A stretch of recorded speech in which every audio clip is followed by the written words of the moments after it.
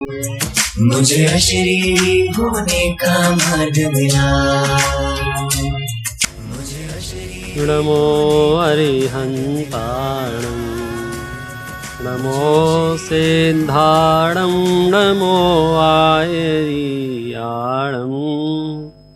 नमो उवज्झायाणं नमो लोये सवसाहुणम्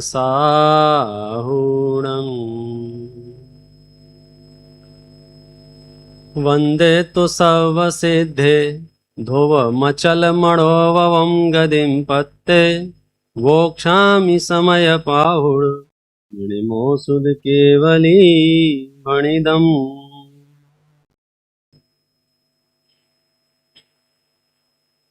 चतुर्थ सतपथ आध्यात्मिक एवं ध्यान शिविर में आप सबका हार्दिक स्वागत है।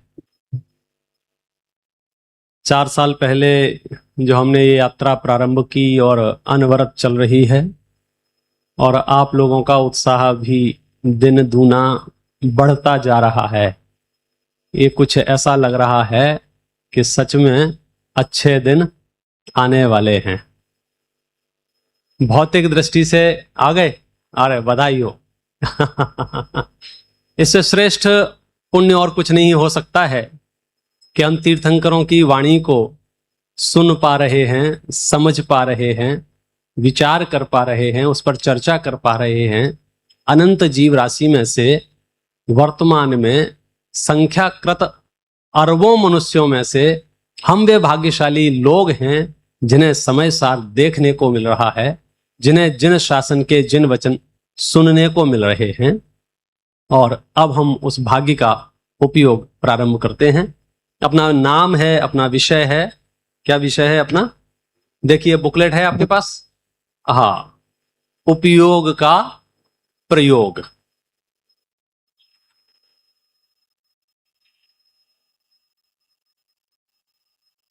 ये प्रकरण ग्रंथादिराज समय सार के संवर अधिकार से है, महत्वपूर्ण प्रकरण है।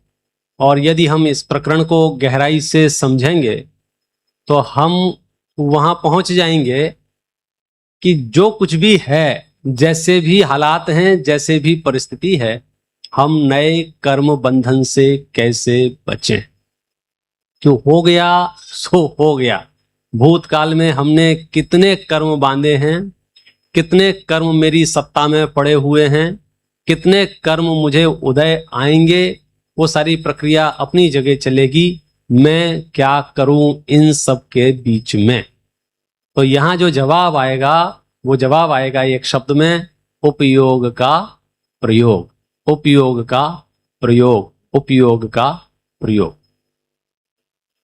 अपन चर्चा प्रारंभ करें उससे पहले एक छोटा सा मांगलिक करते हैं।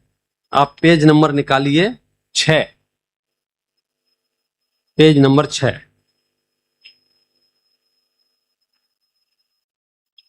हमारी पूरी चर्चा का जो केंद्र बिंदु होगा वो इस मंगलाचरण में है। हम पढ़ते हैं, आपके पास बुकलेट है तो आप साथ में पढ़ सकते हैं, आपको सरल होगा।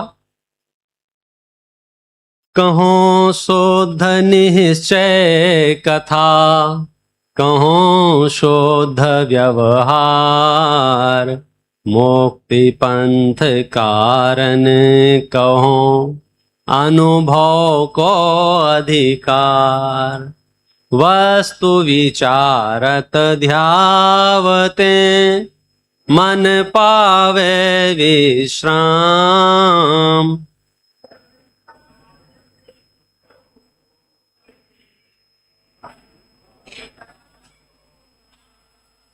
अनुभव चिंता मणि रतन,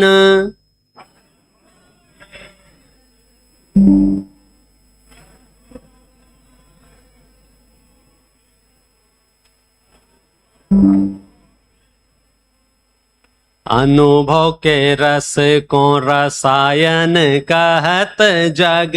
अनुभव अभ्यास यह तीर्थ की ठोर है।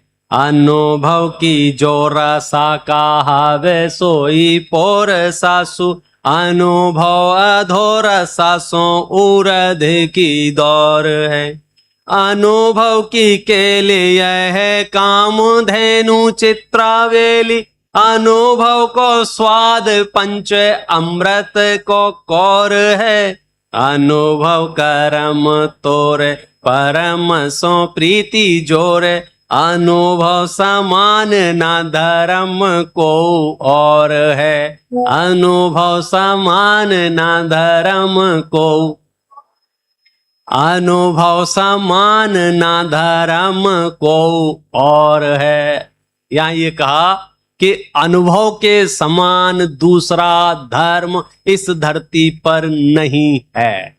और पहले अनुभव के संबंध में ये कहा कि अनुभव चिंता मणि रतन, अनुभव है रसकूप, अनुभव मार्ग मोक्ष को, अनुभव मोक्ष स्वरूप। देखो मैं समझ सकता हूं कुछ श्रोता ऐसे भी होंगे जो प्रथम बार लाभ ले रहे होंगे, कुछ श्रोता ऐसे होंगे जो पहले भी लाभ ले चुके होंगे, कुछ को अभ्यास होगा और कुछ को अभ्यास नहीं भी होगा।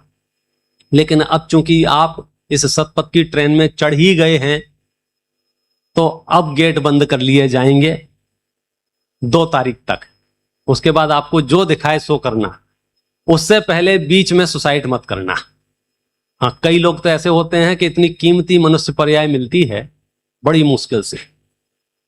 1 इंद्री से 2 इंद्री में ही आना कितना मुश्किल है। दुर्लभ लहे जो चिंतामणि, 3 इंद्री, 4 इंद्री, 5 इंद्री में असंगी नहीं संगी पंचेंद्री, संगी पंचेंद्री मनुष्य मिले, संगी पंचेंद्री मनुष्य मिले और जहर खा लेवे, छत से कूद जाए, फांसी लगा लेवे, बोलो उसकी मूर्खता का क्या कहें। मतलब शब्द भी नहीं है कि उसने क्या किया। और रोज अखबार इस बात से भरे पड़े होंगे, आपके व्हाट्सएप भरे पड़े होंगे कि उसने सुसाइड कर लिया। किसने?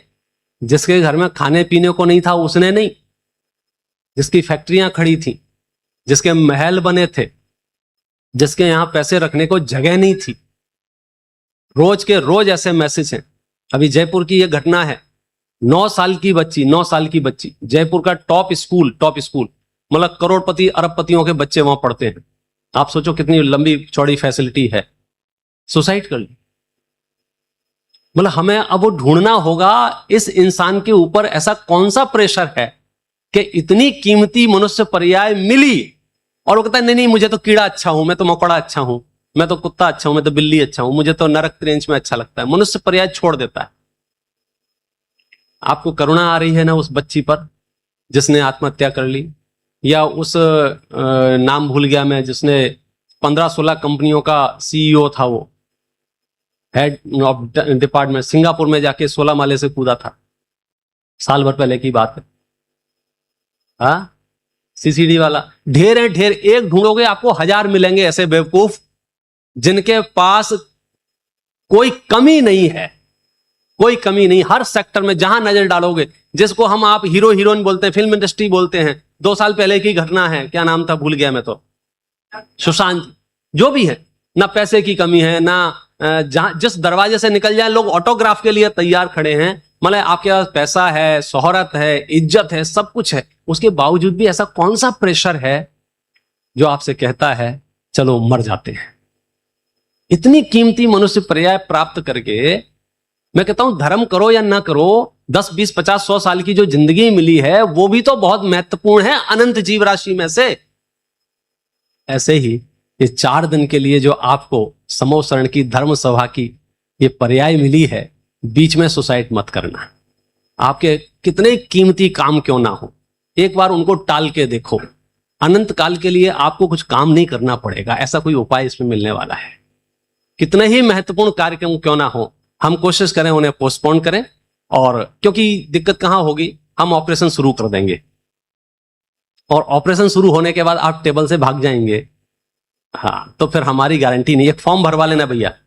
हाँ, डॉक्टर होता है ना, डॉक्टर फॉर्म भरवा लेता है कि आप अगर हमारी बिना परमिशन के डिस्चार्ज लेंगे, हमारी गारंटी नहीं। खैर, आप सब आए हैं, आपके अंदर तीव्र जिज्ञासा है, दुबई जैसी जगह में भौतिकता की चकाचौंध की पराकाष्ठा में आप जिन श्रुत सुनने के लिए यहां आए हैं, और गजब है, पेड पार्किंग में आए हैं। बोले पार्किंग का भी पैसा देना पड़ रहा है इनको, बोलो खड़े होने का पैसा देना पड़ रहा है। बोला अंदर से तीव्र जिज्ञासा है तभी यह संभव है, और उस जिज्ञासा का समाधान हम यहां इस टॉपिक से करेंगे, उपयोग का प्रयोग। अभी हमने जो चर्चा की उसका सार इतना सा है, अनुभव समान ना धर्म को और है। अनुभव के समान कोई दूसरा धर्म नहीं है। वो अनुभव कैसा है? अनुभव चिंता मणि रतन। अनुभव को किसकी उपमा दी है? चिंता मणि रत्न। देखा है आप लोगों ने? नहीं देखा? क्या बात कर रहे हैं? सुना है? सुना है। कैसा होता है? तब ऐसा होता है कि आप जो मांगो, जो चिंतन करें, जो चिंता करें, वो चीज आपके सामने हाजिर हो जाए, उसका नाम चिंतामणि रत्न है।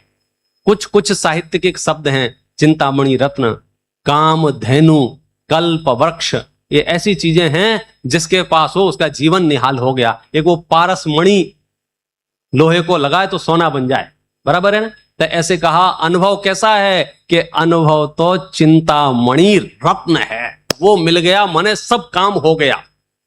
और क्या कहा? अनुभव है रस कूप, कि अनुभव तो रस का कुआं है, आनंद का कुआं है। आनंद आनंद आनंद आनंद आनंद आनंद आनंद के अलावा उसमें दूसरा कुछ नहीं है। आगे क्या कह रहे हैं? अनुभव मार्ग मोक्ष को। भाई साहब, अनुभव मोक्ष का मार्ग है। आप भावनाएं देखिए पंडित बनारसी दास जी की, वे लिखते हैं अनुभव मोक्ष स्वरूप। अनुभव ही मोक्ष है। क्या क्या है अनुभव? अनुभव चिंता मणिरतन, अनुभव है रसकूप, अनुभव मार्ग मोक्ष को, अनुभव मोक्ष स्वरूप। ऐसा अनुभव आपको करना है कि नहीं करना है? करना है पक्का? कितने दिन में करना है? पहले सेशन में करेंगे कि दूसरे सेशन में करेंगे? यहां लगातार तत्व की वर्षा होगी। आप किस क्षण अंतर्मुख होकर अपने स्वरूप का संचेतन कर लेंगे, वह क्षण आपके जीवन का सबसे धन्य क्षण होगा। मैं शुद्धात्मा हूं, इस प्रतीति को जन्म देने के लिए सारी चर्चाएं अपनी चलेंगी। अपन चर्चाएं शुरू से शुरू करते हैं। शुरू से शुरू करने का मतलब क्या हुआ कि जिसने आज तक कुछ नहीं पढ़ा है, कुछ नहीं सुना है, कुछ नहीं समझा है, उसका भी कार्य होगा, और जिसने आज तक बहुत कुछ पढ़ लिख रखा है उसका भी काम होगा। देखिए, आप निकालिए पेज नंबर 9। उपयोग का प्रयोग देखा आपको? लिखा मिल गया? हाँ, इस बार हमने बड़ी मेहनत करके आए हैं। हाँ, आप ये नहीं कहोगे हमारे पास नहीं है। उपयोग का प्रयोग। सबसे नीचे माने सबसे ऊपर वाले चित्र में दो पार्ट हैं, एक लेफ्ट साइड और एक राइट साइड। राइट साइड सिद्ध भगवान बने हुए हैं और लेफ्ट साइड ऐसे एक चक्र बना हुआ है, बराबर? अच्छा, यहां भी दिख रहा है क्या? ठीक है। जिनकी किताब में ना दिखता हो, मतलब जिनको पास का चश्मा हो यहां देख ले, और जिनको दूर का चश्मा हो वहां देख ले। दोनों की सुविधा है। कोई ये मत बोलना कि हमको पास का नहीं दिखता, दूर का नहीं दिखता, दोनों सुविधाएं अपने पास। देखो, उपयोग का प्रयोग। एक चक्र बना हुआ है, बराबर?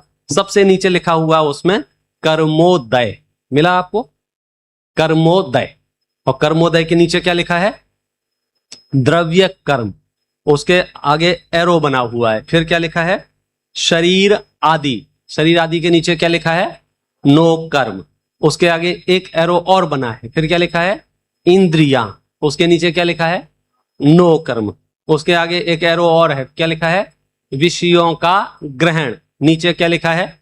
नो कर्म। फिर आगे एरो है, फिर क्या लिखा है? मोह राग द्वेष। उसके नीचे क्या लिखा है? भाव कर्म। उसके आगे क्या लिखा है? कर्म बंधन। फिर क्या लिखा है? द्रव्य कर्म। देखिए, यहां शास्त्रीय शब्दों का भी प्रयोग है और आम बोलचाल के शब्दों का भी प्रयोग है। दोनों प्रयोग इसलिए हैं, यदि हम शास्त्रों के शब्दों का प्रयोग नहीं करेंगे तो हम शास्त्र पढ़ने बैठेंगे तो शास्त्र हमारी समझ में नहीं आएंगे, और जब शास्त्र हमारी समझ में नहीं आएंगे तो बहुत मोटिवेशन मिलने के बावजूद भी हम 1-2 पन्ने पढ़ के छोड़ देते हैं, क्यों? समझ में नहीं आ रहे। वो समझ में आने लग जाए तो सुगम हो जाता है। देखिए, इस पूरे का सार सुनते हैं अपन। हम और आप जहां भी हैं उस हालात की बात अभी करते हैं। कर्मोदय से क्या होता है? शरीर की प्राप्ति होती है। मिला आपको? कर्मोदय से क्या होता है? शरीर की प्राप्ति होती है। शरीर की प्राप्ति से क्या होता है? इंद्रियों की प्राप्ति होती है। इंद्रियों की प्राप्ति से क्या होता है? विषयों का ग्रहण होता है। विषयों के ग्रहण से क्या होता है? मोह राग द्वेष होते हैं। मोह राग द्वेष से क्या होता है? कर्म बंधन होता है। और जब कर्म का बंध होगा तो कर्म क्या करेगा? एक समय के बाद वो उदय में आएगा, तो कर्म का उदय आएगा। कर्म का उदय आएगा तो क्या होगा? शरीर की प्राप्ति होगी। बराबर है? मैं फिर से बोलता हूं, आधा मैं बोलूंगा, आधा आप बोलेंगे। कर्म के उदय से क्या होता है? बोलो, शरीर की प्राप्ति। कर्म के उदय से क्या होता है? कर्म के उदय से क्या होता है? शरीर की प्राप्ति से क्या होता है? इंद्रियों की प्राप्ति से क्या होता है? विषयों के ग्रहण से क्या होता है? मोह राग द्वेष से क्या होता है? कर्म बंधन से क्या होता है? कर्म के उदय से क्या होता है? शरीर की प्राप्ति से क्या होता है? शरीर की प्राप्ति से क्या होता है? इंद्रियों की प्राप्ति से क्या होता है? तो ये जो चक्र है, इसको हम संक्षिप्त में कह सकते हैं, द्रव्य कर्म के उदय से नो कर्म है, नो कर्म के निमित्त से भाव कर्म है, भाव कर्म से द्रव्य कर्म है। तो द्रव्य कर्म, नो कर्म, भाव कर्म, द्रव्य कर्म, नो कर्म, भाव कर्म। इसको डिटेल में बात की तो कर्म के उदय से शरीर की प्राप्ति होती है। जिसको कर्म का उदय नहीं है उसको शरीर भी नहीं है। जैसे कि सिद्ध भगवान, वंदित्तु सब सिद्धे, हमने सिद्ध परमात्मा को स्मरण किया। सिद्ध भगवान के पास शरीर है क्या? शरीर नहीं। अच्छा, शरीर नहीं है तो इंद्रियां हैं क्या? नहीं। जब शरीर ही नहीं है तो इंद्रियां कैसे होंगी? अच्छा, इंद्रियां नहीं है तो विषयों का ग्रहण है क्या? विषयों का ग्रहण नहीं। विषयों का ग्रहण नहीं है, मोह राग द्वेष है क्या? मोह राग द्वेष नहीं है। मोह राग द्वेष नहीं है तो कर्म बंधन है क्या? कर्म बंधन नहीं है। कर्म बंधन नहीं है तो कर्म का उदय नहीं है। कर्म का उदय नहीं है तो शरीर नहीं है। देखना, जिन जिन बातों का हम यहाँ निरूपण कर रहे हैं, आगे जाके हम उनका खंडन भी करेंगे। इसलिए आधे सुन के गड़बड़ मत कर लेना अपना, ठीक है ना? कहां तक बात पहुंची? मेरे पास शरीर है कि नहीं है? इट मीन्स कर्म का उदय है। एकदम सिंपल। जहां जहां शरीर दिखाई दे आप आंख बंद करके कह देना इसको कर्म का उदय है, क्योंकि इस शरीर की प्राप्ति ही कर्म के उदय से होती है। फिर देखो, चाहे एक इंद्रिय शरीर मिले, चाहे 2 इंद्रिय मिले, चाहे 3 इंद्रिय मिले, चाहे 4 इंद्रिय मिले, चाहे असंगी पंचेंद्रिय पना मिले, चाहे संगी पंचेंद्रिय पना मिले, जो कुछ भी है वो किस वजह से है? कर्म के उदय से। नीचे इसमें डिटेल भी दी हुई है। अगर आपको बेसिक नॉलेज और अपनी डेवलप करनी हो तो देखो, 3 शब्दों की व्याख्या की है, एक कर्म की, एक शरीर की और एक इंद्रियों की। सबसे पहले कर्म है। कर्म के कितने भेद बताए यहां पर? 8। 4 इधर हैं, 4 इधर हैं। हाँ, देखिए इधर कौन कौन से हैं? ज्ञानावरण, दर्शनावरण, मोहिनी और अंतराय। इधर कौन से हैं? आयु, नाम, गोत्र, वेदनी। ये सब क्या हैं? एक कर्म है। कर्म समझते हो? सबसे महत्वपूर्ण विषय है ये। कर्म शब्द भारत में जितने भी धर्म दर्शन चलते हैं सबके अंदर आपको मिल जाएगा, लेकिन वहां परिभाषाएं, डेफिनेशन सबकी अलग अलग है।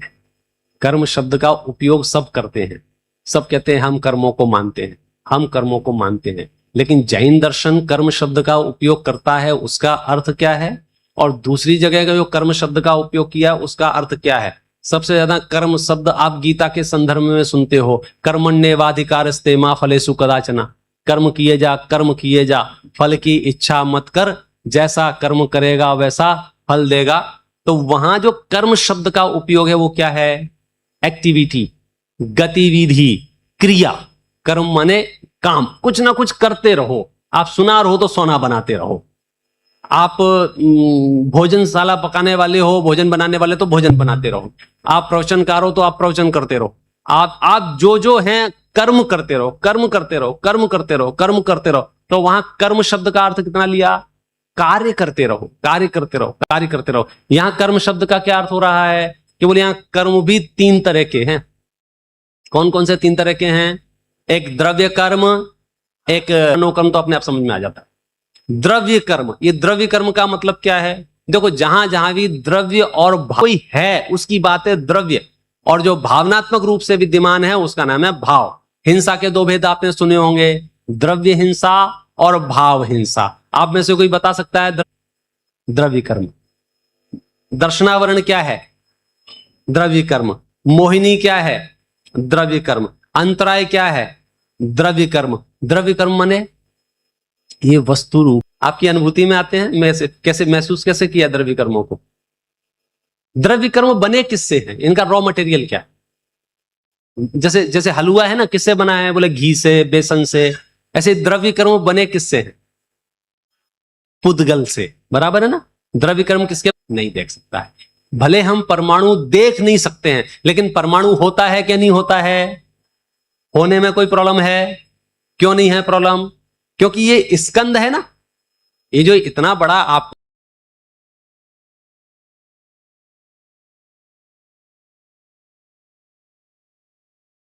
पूरी के अनंत काल बीत गया है, अनादि में भी अनंत काल बीत गया है, अलग अलग पर्यायों में अलग अलग तरह से रखड़ते रखड़ते रखड़ते रखड़ते मैं यहां पहुंचा हूं।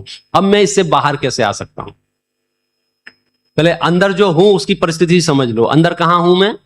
द्रव्य कर्म के उदय से नो कर्म, नो कर्म से भाव कर्म, भाव कर्म से कर्म बंधन, यानी द्रव्य कर्म नो कर्म भाव कर्म, द्रव्य कर्म नो कर्म भाव कर्म, द्रव्य कर्म नो कर्म भाव कर्म। साइकिल समझ में आ गई?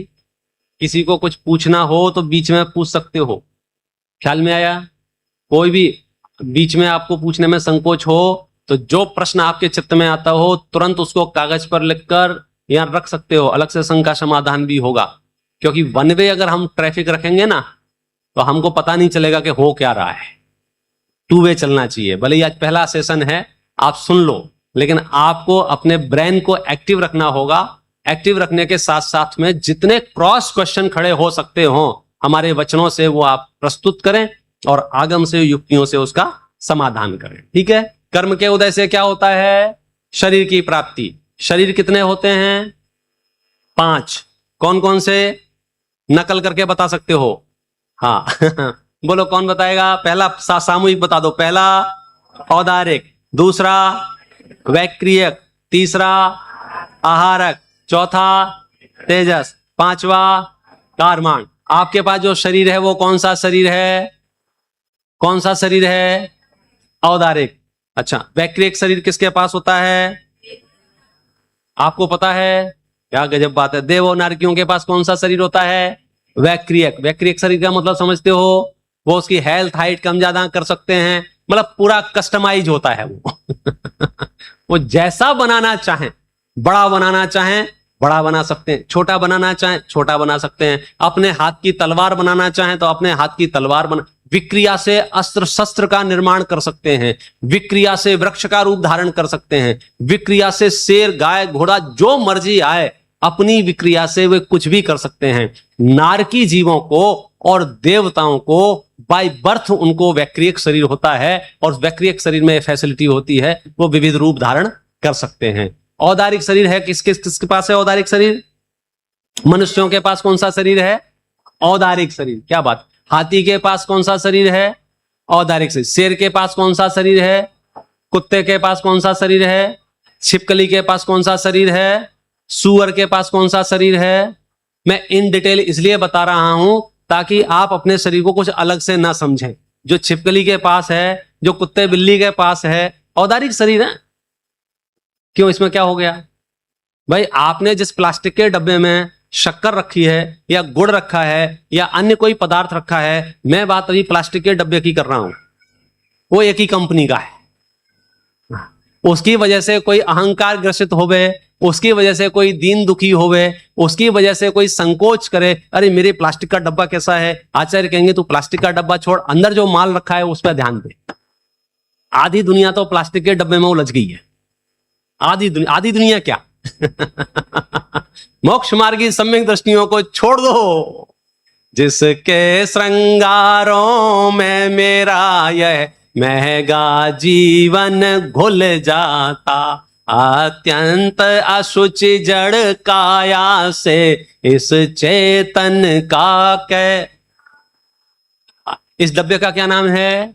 औदारिक शरीर, बराबर है। औदारिक शरीर किस किस के पास होता है? सभी मनुष्यों के पास। अफ्रीकन का जो शरीर है वो कैसा है? औदारिक। इंडियन का जो शरीर है वो कैसा है? औदारिक। चाइनीज का जो शरीर है वो कैसा है? औदारिक। कुत्ते का शरीर कैसा है? औदारिक। कॉकरोच का शरीर कैसा है? इल्ली का शरीर कैसा है? मच्छर का शरीर कैसा है? कुछ समझ में आ रहा है कि नहीं आ रहा है? नवाबगिरी कम हो रही है कि नहीं हो रही है? और उसका नेचर है, उसकी जो रचना है, उसका स्वरूप है वैसा। और स्वरूप पता हो तो हम कभी भी परेशान नहीं हो सकते हैं, दोनों ही तरह से। क्योंकि हम दोनों तरफ से परेशान होते हैं। किस तरह से? एक तो हम मान कषाय वाले परेशान होते हैं कि मेरा अद्भुत रूप है, मेरा अद्भुत रूप है, मेरा अद्भुत रूप है, यहां से परेशान होते हैं। और कुछ लोग इस तरह से भी परेशान हो सकते हैं कि मेरा रूप नहीं है, मेरा रूप ठीक नहीं है, मेरी रचना ठीक नहीं है। वो दर्पण के सामने खड़े होकर चेक करते हैं, ये कान और ये कान दोनों बराबर हैं, छोटे बड़े हैं। ऐसे वो मिलीमीटर से करते हैं। फिर उसके लिए खर्चा करते हैं कि नहीं ये थोड़ा बड़ा है, ये थोड़ा छोटा है, तो फिर अलग से पैसा देके उसको बराबर करवाते हैं। आप समझ गए? यहाँ क्या बात चल रही है? ये क्या है? औदारिक शरीर है। औदारिक शरीर किस किस के पास है? समस्त मनुष्यों के पास और समस्त त्रियंच गति के जीवों के पास। माने एकेंद्री के ये जो पेड़ पौधे खड़े हुए हैं, ये कौन सा शरीर है? औदारिक शरीर है। मच्छरों के पास, कीड़े मकोड़े सबके पास औदारिक शरीर है। चलो, बैक्टीरियक शरीर। आहारक शरीर किसके पास होता है? मुनराजों के पास। ये स्पेशल होता है, स्पेशल केस में। ऐसे तो मुनराजों का शरीर औदारिक होता है, लेकिन औदारिक शरीर के धारी मुनराजों को भी विशेष परिस्थितियों में आहारक शरीर वहां से निकलता है और उसका अपना काम है। उसकी चर्चा अपन बाद में करेंगे। तेजस शरीर, तेजस शरीर ये किस किसके पास है? किसके पास है? आपके पास तेजस शरीर है कि नहीं है? अरुण जी, आपके पास तेजस शरीर है कि नहीं है? बोलो। सुअर के पास तेजस शरीर है कि नहीं है? कॉकरोच के पास तेजस शरीर है कि नहीं है? देवों के पास तेजस शरीर है कि नहीं है? नारकियों के पास तेजस शरीर है कि नहीं है? सबके पास है। तो तुम नेतागिरी किस बात की बताओगे फिर? मोहिनी, अंतराय, आयु, नाम, गोत्र, वेदनी, ये परमाणु आत्मा के पास आने के बाद आत्मा के प्रदेशों के साथ एक क्षेत्रवार रूप से बंधे तो वो उस शरीर का बहुत होती है। जैसे कि आपको एक आइडिया देता हूं। जैसे हम कहां से आए? अभी नागपुर से आए, इंडिया से आए ना। तो इंडिया से आए तो वहां एक व्यवस्था थी। क्या व्यवस्था थी मालूम है? टिकट दिया हमको, इस टिकट से आएंगे, इस फ्लाइट से आएंगे। उस टिकट के ऊपर एक चीज और लिखी थी। क्या लिखी थी? बैगेज अलाउंस, कि आप कितना लगेज ला सकते हैं, बराबर है। तो उसमें डिटेल दिया, सा लगेगा। अच्छा, मैं एक ट्रक लेके आऊंगा तो क्या होगा? हाँ, आप समझिए। प्रॉपर क्या है? इतना वजन, उससे ज्यादा है तो एक्स्ट्रा है। वो एक्स्ट्रा वाला जो है ना, वो बड़ा विचित्र है। 200 रुपए के सामने गए लोग, घुमा दे में गए लोग, घुमा दे ये चीज। अच्छा, जो भी वस्तु की कीमत पूछें, धीरे धीरे कम होती जा रही है। पहले डिफरेंस बहुत था। इलेक्ट्रॉनिक में तो बहुत अंतर था। वहां, यहाँ इतने का है, वहां इतने का है, दे दो दे दो दे दो। ये कपड़ा बहुत अच्छा है, इसका क्वालिटी बहुत अच्छा है, इसका ब्रांड बहुत अच्छा है, यह जेन्युइन है, फलाना है, भर दो भर दो। सूटकेस में आए नहीं तो सूटकेस पर बैठ बैठ के उस पर चैन लगाई। पहले खुद बैठो फिर उसकी चैन लगाओ। जैसे तैसे पहुंच गए एयरपोर्ट पर। फिर क्या हुआ? ना लाया जा रहा है। इस आकुलता से बचने का उपाय आपके पास कुछ है क्या? आप फंस गए। अगली बार याद रखना। क्या याद रखना? जितना ले जा सकते हो उतना समेटना। बस आप लोग इकट्ठा कीजिए, जो मर्जी है सो कीजिए। जैसे ही आप इस गति से दूसरी गति में जाएंगे, आप क्या क्या ले जा पाएंगे मालूम है? क्या क्या ले जा पाएंगे?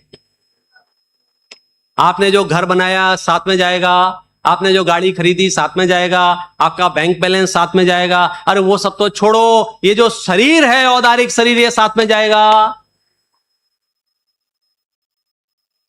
कितनी बड़ी धोखाधड़ी हमारे पास होने वाली। हम 24 घंटे, इसलिए अभी से अलर्ट जारी कर रहे हैं कि आप चेक कीजिए। औदारिक शरीर भी जा सकता है कि नहीं जा सकता है? वैक्रियक शरीर जा सकता है कि नहीं जा सकता है? कि कुछ नहीं जाएगा, सिर्फ इसमें से नीचे से देखिए, कारमाण शरीर आपके साथ जाएगा विग्रह गति में। तेजस शरीर आपके पास जाएगा।